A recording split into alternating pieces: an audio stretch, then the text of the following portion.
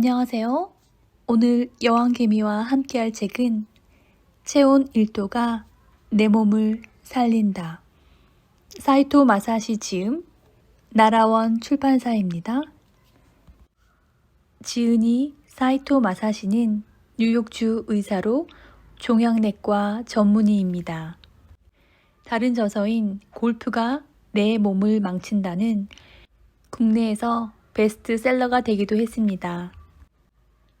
프롤로그. 체온을 올리면 건강해진다. 당신은 자신의 평소 체온을 알고 있는가? 혹시 당신의 평소 체온을 모른다면 이 기회에 지금 체온을 한번 재보자. 그리고 그 체온을 기억한 뒤 이 책을 계속 읽어나가기 바란다. 요즘 체온이 36도 이하인 저체온의 사람이 늘고 있는 추세다. 저체온은 인간에게 아주 위험한 상태다.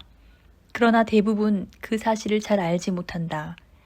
체온이 조금 낮은 것쯤이야 특별히 건강에 해로울 것이 없다며 그냥 방치하는 경우가 많다. 개 중에는 나는 원래 체온이 낮아요 라며 별로 대수롭지 않게 말하는 사람도 있다. 단언컨대 저체온을 그대로 두면 갖가지 병을 유발할 수 있다. 저체온을 방치했을 때 나타날 수 있는 증상은 다음과 같다. 거친 피부, 변비, 잇몸병과 같은 비교적 가벼운 증상부터 위궤양, 당뇨병, 골다공증, 궤양성 대장염, 암, 메니에르병, 간질성 폐렴, 파킨슨병, 치매와 같은 심각한 병까지 다양하다. 심지어 천식, 아토피, 꽃가루 알레르기처럼 한번 발병하면 완치하기 힘든 알레르기 질환의 원인이 되기도 한다. 이러한 질환들은 저체온을 개선하지 않으면 그 증세가 한층 더 악화되기도 한다. 건강한 사람들의 평소 체온은 36.8 플러스 마이너스 0.34도, 즉 36.5도에서 37.1도 사이이다. 건강한 사람의 체온이 의외로 높은 것에 아마 놀라는 사람이 많을 것이다. 다시 말하면 피로나 통증과 같은 병적인 자각 증상이 없다면 37도는 미열이 아니라 건강한 체온이다.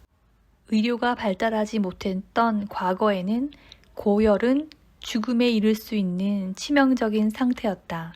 하지만 항생물질이 보급된 현대에는 오히려 저체온을 더 심각한 상태로 봐야 한다.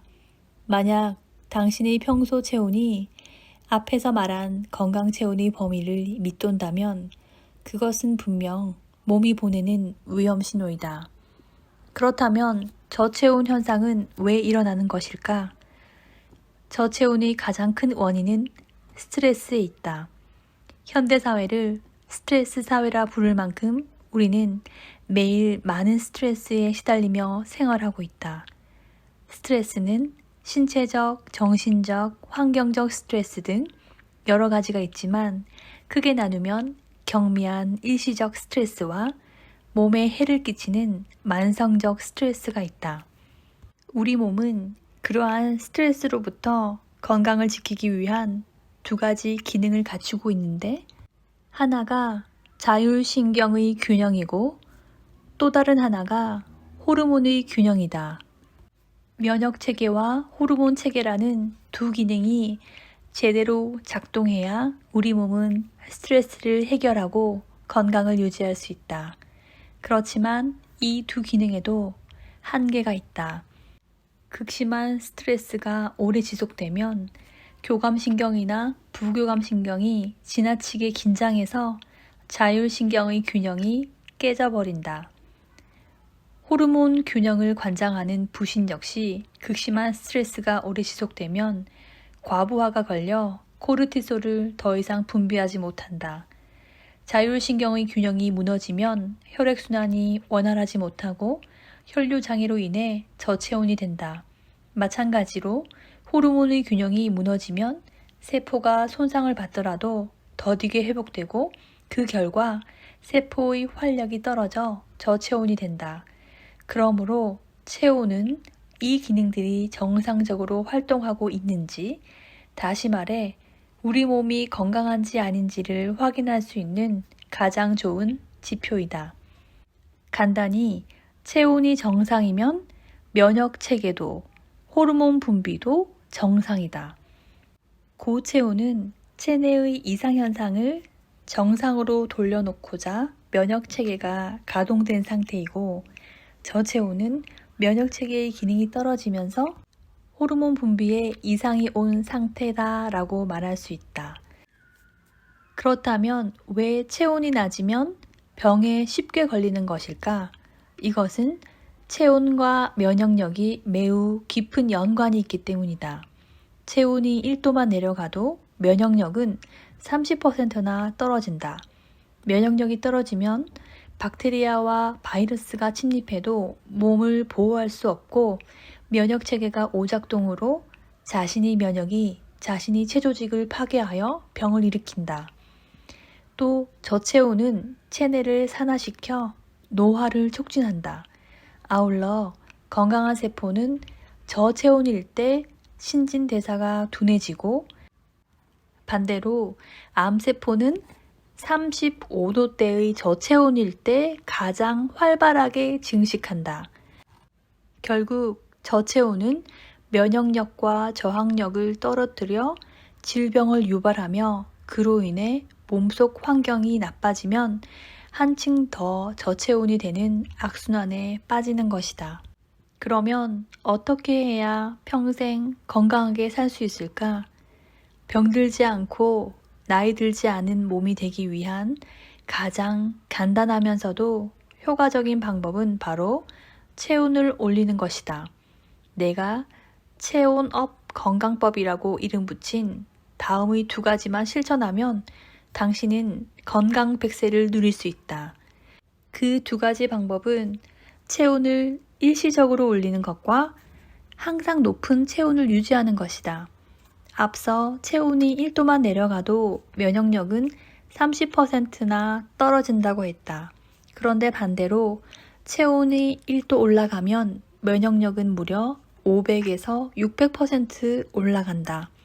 말하자면 체온이 단 1도만 올라가도 면역력은 대여섯 배나 향상된다. 감기에 걸렸을 때 열이 나는 것도 체온을 높여서 면역력을 끌어올리려는 인체의 본능적인 방어 반응이다. 저체온이 면역력을 떨어뜨리고 병을 악화시켜 악순환을 초래하는 것과는 반대로 체온을 올리면 면역력이 좋아져 손상된 세포가 재빨리 복구되어 건강 유지 기능이 정상으로 돌아간다. 다시 말해 체온을 1도만 올려도 인간은 스트레스에 강해지고 평생 병들지 않는 건강한 몸으로 살 수 있다. 그렇다면 항상 높은 체온을 유지하는 가장 좋은 방법은 무엇일까? 결론부터 말하면 근육을 단련하는 것이다. 근육은 최대의 열 생산 기관이다. 남자보다 여자에게 냉증이 더 많은 것도 여자가 더 근력이 떨어지고 근육이 없기 때문이다. 다만 여기서 관건은 근육을 늘리는 것이 아니라 근육을 단련하는 것이다. 근육을 단련하면 근육은 얼마만큼 늘겠지만 그저 단순히 늘리는 것만으로 근육이 단련되지는 않는다. 특히 근육을 늘리는데 거부감이 많은 여성에게 말해주고 싶은 것은 근육을 단련하는 것과 근육 양을 늘려서 울퉁불퉁한 몸이 되는 것은 전혀 다르다는 점이다. 근육을 단련하라고 말하면 혹시나 여자다운 몸매를 잃지 않을까 염려하는 여성이 많다. 그러나 근육을 단련하는 것은 오히려 아름다운 몸매를 유지하기 위한 필수 요소다. 유감스럽지만 제 아무리 멋진 몸매를 가진 여성도 나이가 들면 중력을 이기지 못하고 그 아름다움을 서서히 잃는다. 그러나 적절한 부위의 근육을 잘 단련하면 단련된 근육이 중력과 싸워 아름다운 몸매를 유지해준다. 저체온이 세포 손상을 일으킨다는 말을 뒤집어 보자. 그 말은 항상 높은 체온을 유지하면 병에 잘 걸리지 않을 뿐더러 세포 손상을 더디게 해주어 안티에이징 항노화 효과가 있음을 의미한다. 결과적으로 체온을 높게 유지하는 것은 병든 사람을 건강하게, 몸 컨디션이 망가진 사람은 원기 있게, 그리고 건강한 사람은 한층 더 아름답게 해주는 만능 건강법이라 할 수 있다. 의사로서 감히 단언한다. 체온을 올리면 건강해진다. 저체온을 막는 건강한 생활 습관. 내가 생각하는 이상적인 하루 생활법을 대략적인 계획표로 작성해 보았다. 오전 5시 기상, 스트레칭 근육 트레이닝 후 실외 걷기 또는 조깅 30분간, 6시 아침 식사, 8시 업무 시작, 12시 점심 식사, 점심 식사 후에는 15분에서 20분 정도 낮잠, 오후 1시 업무 재개, 5시 업무 종료 및 퇴근, 6시 저녁 식사, 9시 근육 트레이닝과 욕조 목욕, 10시 취침. 자신의 현실과는 다소 거리가 멀어 보일지라도 낙담할 필요는 없다. 이것은 어디까지나 이상적인 하루 계획표다. 그럼 이제 이 계획표가 건강에 왜 좋은지 각각 주의해야 할 포인트와 함께 자세히 살펴보자. 저절로 잠에서 깼으면 다시 자지 마라. 잠은 건강한 삶을 유지하는 매우 중요한 요소다. 잠에 관해서는 갖가지 보고서와 치유 실험 데이터가 있는데 어느 것을 보아도 건강에 좋은 수면 시간은 최소 7시간 이상이라는 결과가 나와 있다. 규칙적인 생활은 자율신경의 균형과 연결되어 있기 때문에 매일 7, 8시간 정도 수면을 취하는 것이 가장 이상적이다. 그러나 형편상 7시간 이상 수면을 취할 수 없는 사람은 주말이나 휴일을 이용해 부족한 수면을 보충하는 것도 좋다. 이때는 알람을 켜놓지 말고 몸이 원하는 대로 잠을 자야 한다. 몸이 원한다면 9시간이든 10시간이든 자도 상관없다. 다만 한번 잠이 깼는데 잠자리에서 계속 누워 뒹굴거리다 또 자버리는 것은 금물이다. 깼다가 다시 자는 것은 몸에 좋지 않다. 비록 충분히 자지 못했더라도 깼다가 다시 자는 것보다는 일단 일어난 다음에 오후에 낮잠을 잘 것을 권한다. 스페인과 포르투갈에서는 시에스타라고 불리는 낮잠 시간이 생활 습관으로 자리하고 있다. 점심 식사 후의 낮잠은 식사로 인해 우세해진 부교감신경을 자극하기 때문에 힘든 일상으로 교감신경 과긴장형이 많은 현대인에게는 아주 적합한 건강법이다. 불을 켜둔 채 자지 마라. 또 하나, 잠잘 때 결코 하지 말아야 할 것 중 하나가 불을 켜둔 채 자는 것이다. 내 환자 중에 40대 젊은 나이에 심근경색을 일으킨 사람이 있었다. 회계사인 그는 일이 바쁜 탓도 있었겠지만 방안이 어두우면 잠 깨기 어렵다는 이유로 조명을 항상 켜둔 채 자는 습관이 있었다. 이것은 몸에, 특히 뇌에 아주 좋지 않은 일이므로 절대 금해야 한다. 인간의 뇌는 눈을 감고 있어도 눈 안쪽에 있는 망막은 빛을 감지한다.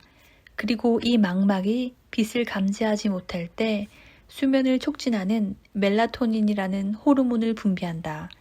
그 때문에 밝은 곳에서 자면 망막이 빛을 감지하여 멜라토닌이 분비되지 않아 수면의 질이 떨어진다. 이것은 우리 인간에게는 엄청난 스트레스다. 멜라토닌은 우리 몸에게 지금이 활동해야 할 낮인지 쉬어야 할 밤인지 알려주는 체내 리듬을 조절하는 호르몬이다. 그런데 멜라토닌은 이것 말고도 아주 중요한 작용을 하는데 그것은 뇌와 정자의 항산화 작용이다. 이는 쉽게 말해 매일 숙면을 취하면 뇌가 녹쓰는 것을 막을 수 있고 남성의 경우는 정자의 질이 떨어지는 것을 막을 수 있다. 수면 장애에 시달릴 때는 멜라토닌을 먹어라. 교감신경이 지나치게 긴장하여 수면 장애에 시달린다면 스트레스 해소가 최선이다.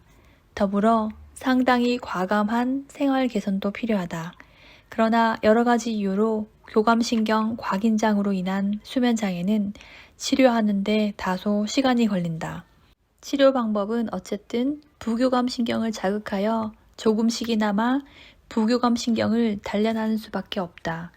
구체적인 방법으로는 가벼운 스트레칭과 호흡법, 그리고 요가로 부교감신경을 자극하고 아울러 자기 전에 몸을 푹 담가서 체온을 올린 후 잘 것을 권한다.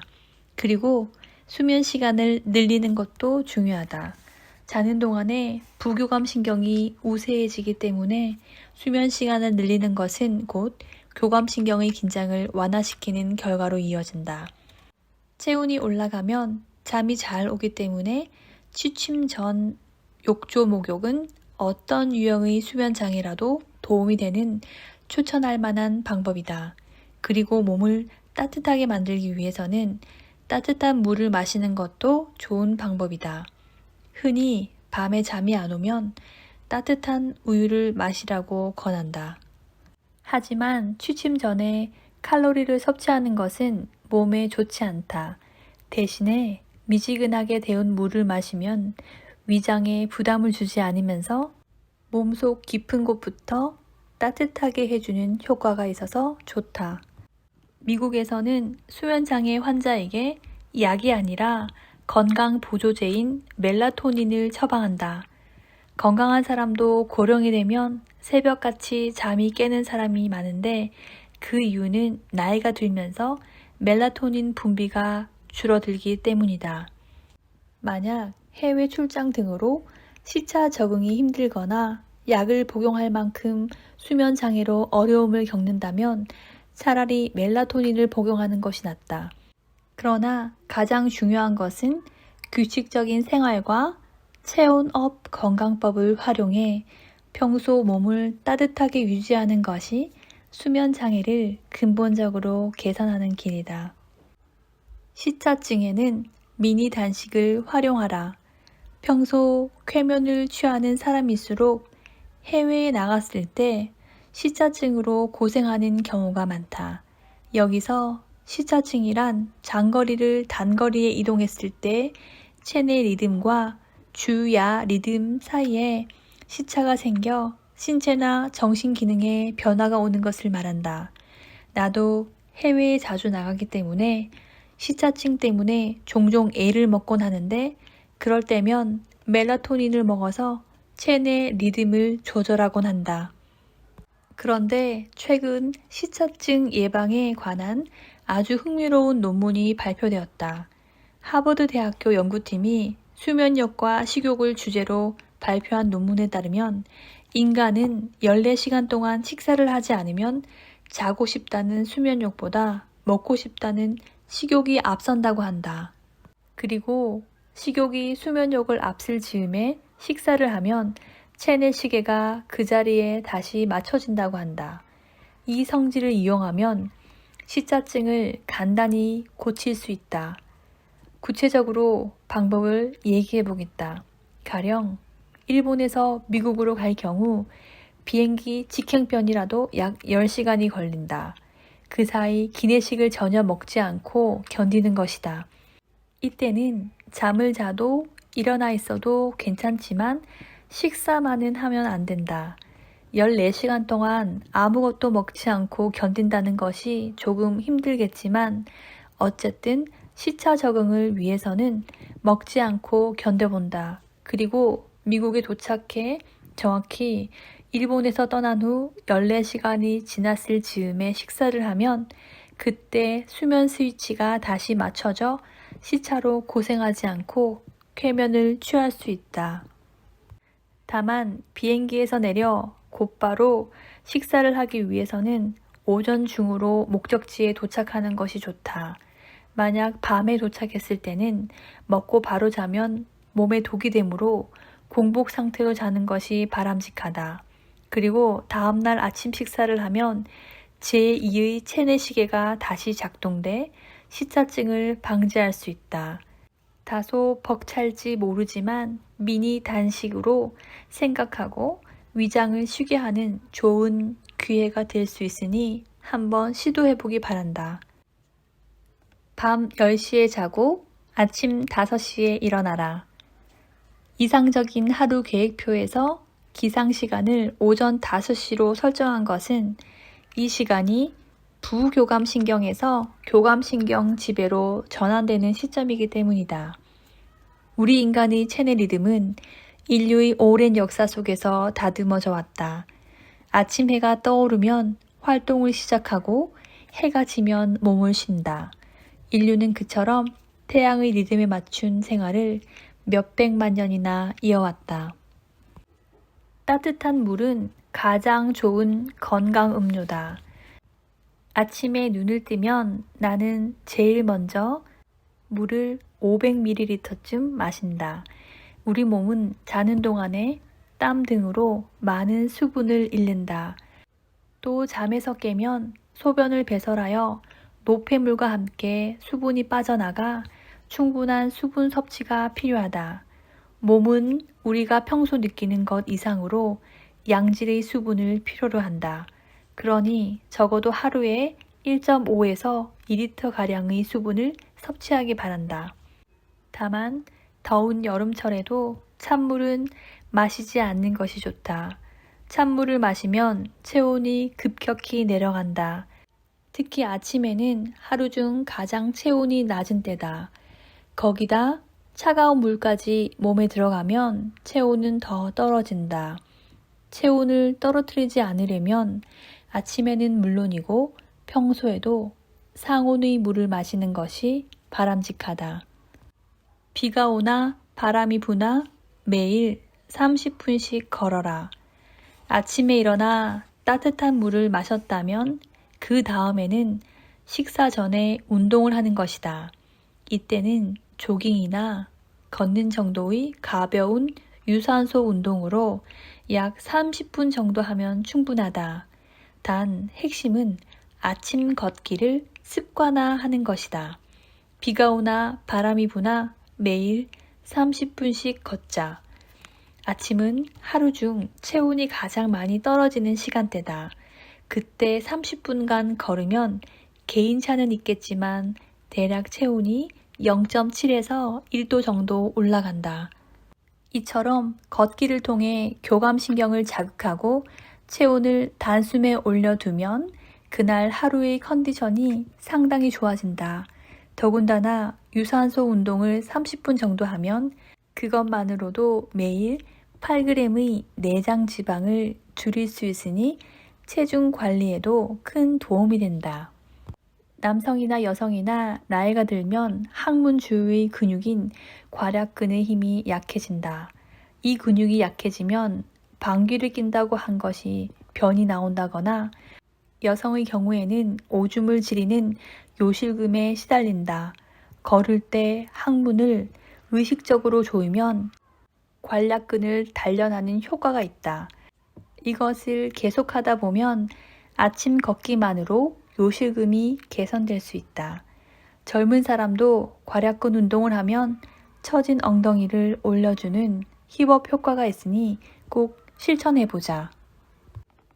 바른 자세로 걸으면 마음도 건강해진다. 올바른 자세가 주는 이점은 신체뿐 아니라 정신적인 측면에도 기여한다. 우리 인간은 등을 곧게 펴면 자연스럽게 마음이 다잡아지고 매사에 긍정적으로 대처할 수 있다.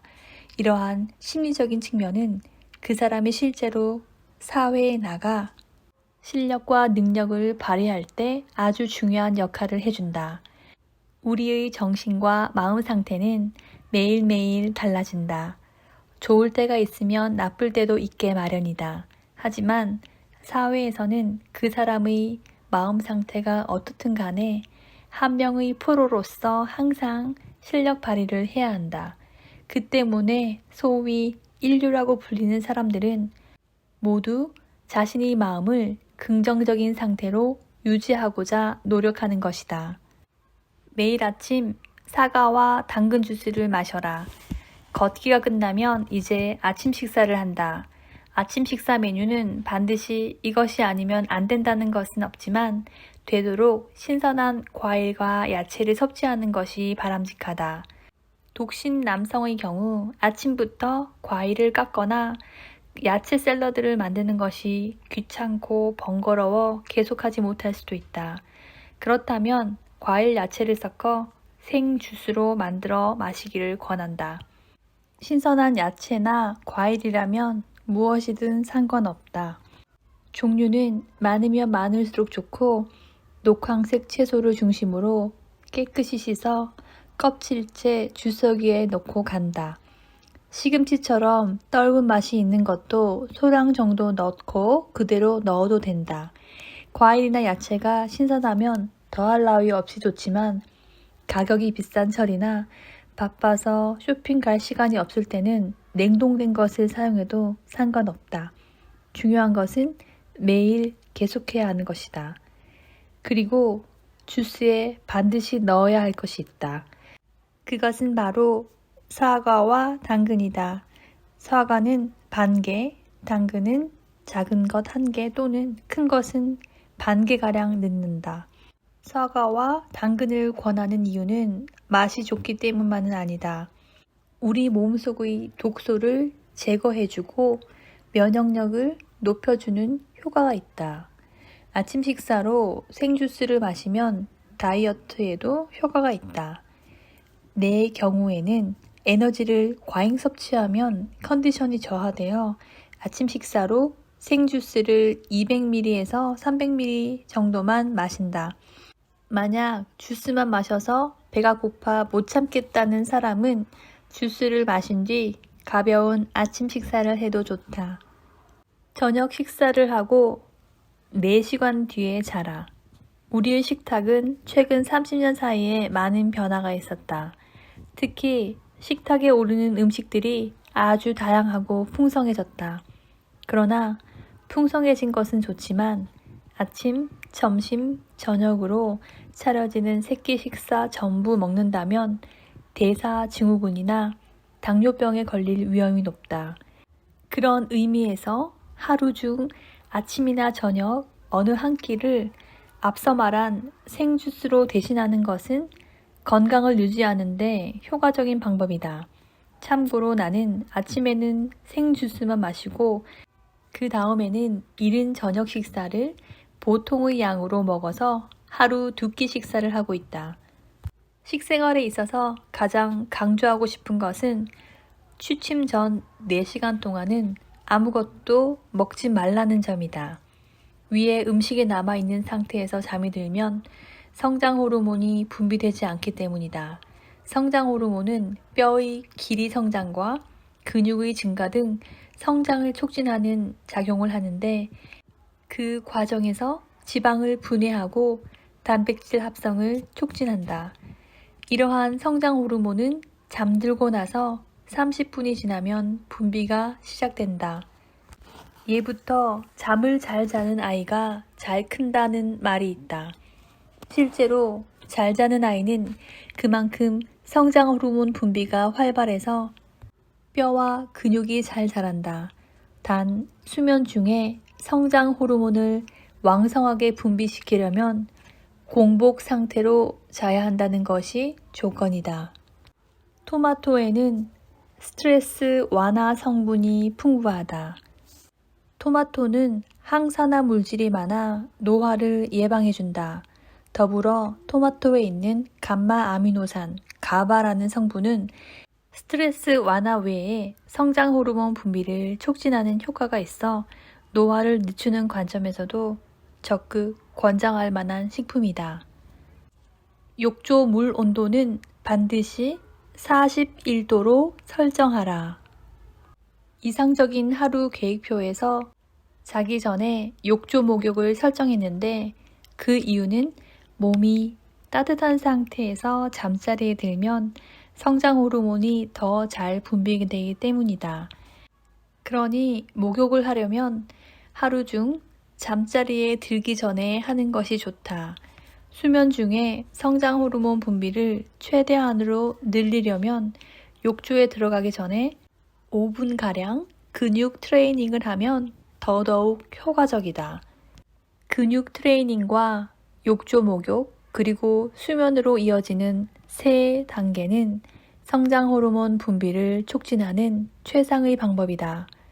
그러나 가장 큰 목적은 하루에 한 번 욕조에 몸을 담가서 체온을 1도 올리는 것이므로 목욕 시간대가 아침이든 밤이든 상관없다.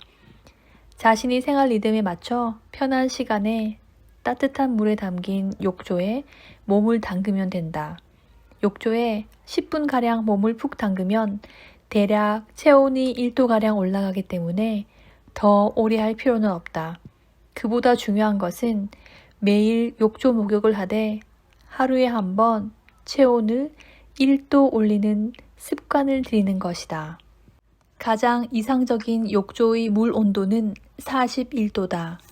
그 이상 뜨거운 것도 미지근한 것도 바람직하지 않다. 실은 41도 이하의 온도가 부교감 신경을 교감 신경보다 더 우세하게 유지시키는 최적의 온도다. 고급 스포츠 클럽이나 골프장, 호텔을 가보면 모두 탕 온도가 41도로 설정되어 있다. 그것은 고객의 몸에 가장 좋은 환경을 제공하는 서비스 차원이기도 하지만 만일의 사태가 발생했을 때 우리는 생리학적으로 최적 온도의 탕을 제공하고 있다. 만약 그것으로 문제가 발생할 경우 우리로선 책임질 수 없다는 시설면의 보험이기도 하다. 기회가 된다면 그 시설들의 탕 온도를 한번 눈여겨보자. 제대로 된 시설이라면 10중 8구 41도를 가리키고 있을 것이다. 신이 정한 인간의 체온은 37도. 옛날과 견주어 현대인은 운동량이 현격하게 줄어들었다. 저체온인 사람이 늘고 있는 이유는 인간이 더 이상 스트레스를 이겨내지 못하고 있는 탓도 있지만 근육의 질과 양이 줄어든 탓이기도 하다. 하루에 한 번 체온을 1도 올리는 일을 실천한다.